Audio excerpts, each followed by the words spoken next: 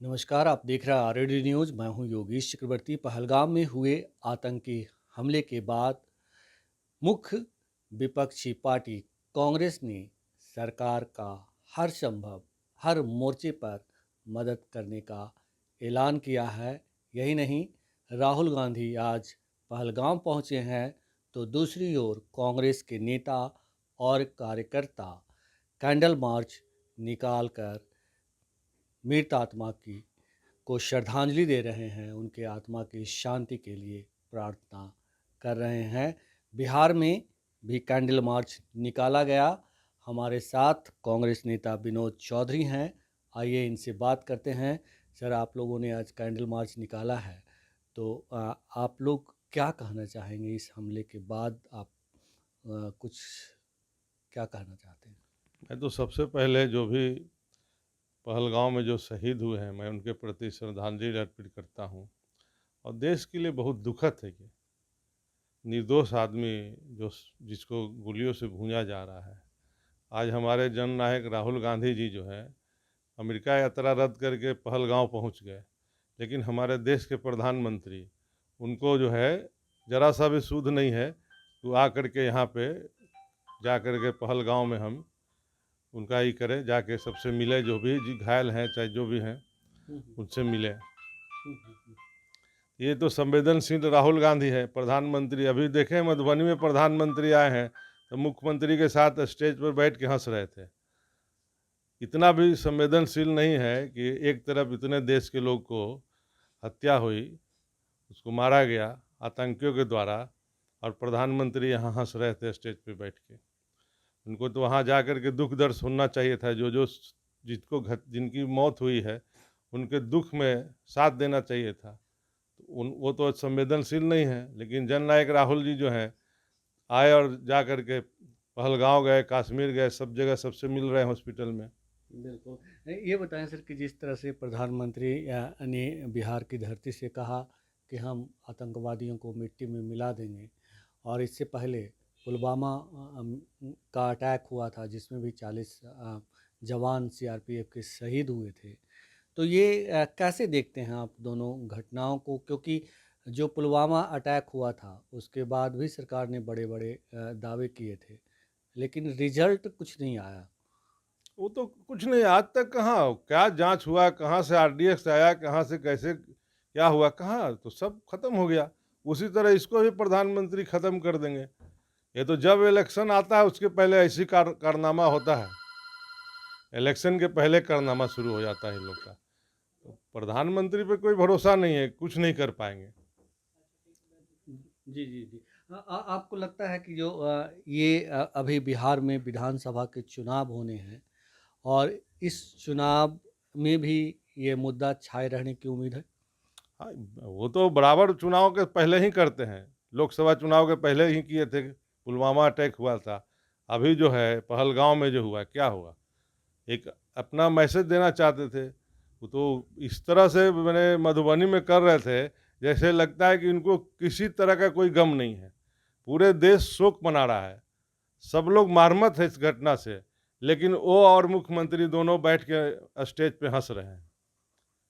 जैसे लगा कि उनको देश की क्षति नहीं है। देश का कोई आदमी शहीद हुआ या मारा गया, उसे किसका परिवार सुहाग गुजर गया, उनको कोई इससे जरा सा भी कष्ट नहीं हुआ। आप लोग तो विजुअल में देखे ही होंगे कि कैसे हंस रहे हैं वहाँ। आपको लगता है कि जो विपक्षी आप लोग के विरोधी पार्टियां हैं, वो इसे चुनाव में मुद्दा बनाएगी? क्योंकि अभी जो एक ट्रेंड चला हुआ है, और यूं कहे कि मीडिया में जो बातें छाई हुई है कि हिंदुओं को मारा गया, पूछ पूछ कर मारा गया, तो हिंदू और मुस्लिम की बात बहुत ज़्यादा फैल रही है। हमको तो ऐसी बात नहीं लगती है, हिंदू मुस्लिम को पूछ पूछ के मारा गया है, ऐसा कुछ नहीं है। वहाँ तो मुस्लिमों लोगों ने हिंदू को बचाया है। बहुत सारे मुस्लिम लोग थे वहाँ, ज़्यादातर मुस्लिम है, वही लोग बहुत लोग को बचाया है। ऐसी बात रहती तो बहुत सारे कैजुअल्टी होती, बहुत सारे मारे जाते। ऐसी बात कुछ नहीं है, ये मीडिया का उपज है, ऐसी कोई बात नहीं है। आतंक की कोई जाति और धर्म नहीं होता। हाँ, आतंक कोई जाति धर्म नहीं होता है, वो तो किसी को भी मार देंगे, मार ही रहे हैं लोग।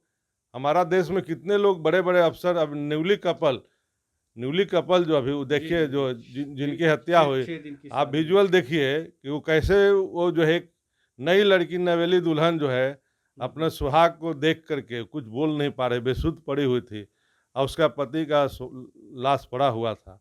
आप देखिए पूरे देश मारबत है उस तस्वीर को देख करके। ये ऐसे इतना शर्मनाक है हमारे देश में हो रहा है।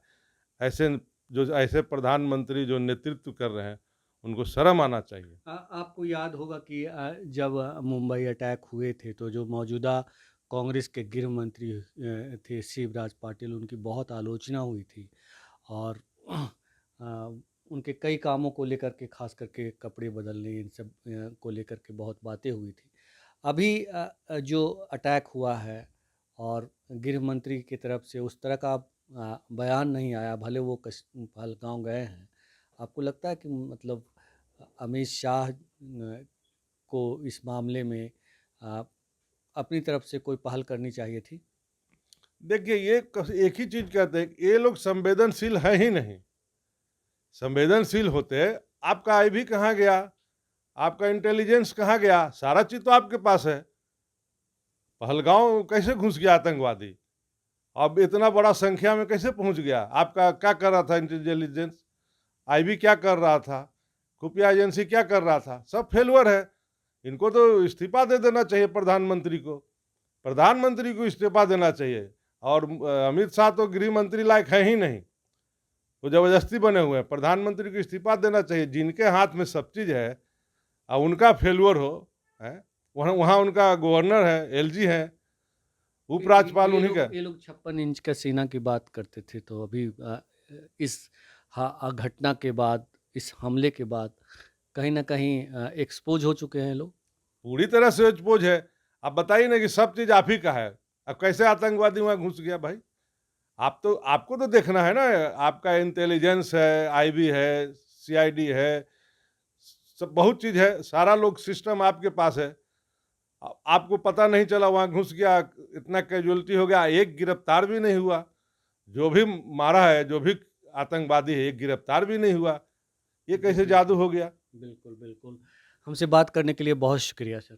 थैंक यू, तो धन्यवाद। ये थे कांग्रेस नेता विनोद चौधरी, जिनका कहना था कि हम लोग कैंडल मार्च के जरिए पहलगांव हमले में शहीदों को श्रद्धांजलि दे रहे हैं, जबकि जो मौजूदा सरकार में लोग बैठे हैं, ये घटना उनकी नाकामी का नतीजा है। फिलहाल इतना ही। आप हमें फेसबुक पर फॉलो करें, यूट्यूब पर सब्सक्राइब करें, लाइक करें, शेयर करें और कमेंट्स कर अपना महत्वपूर्ण विचार और सुझाव जरूर दें। धन्यवाद।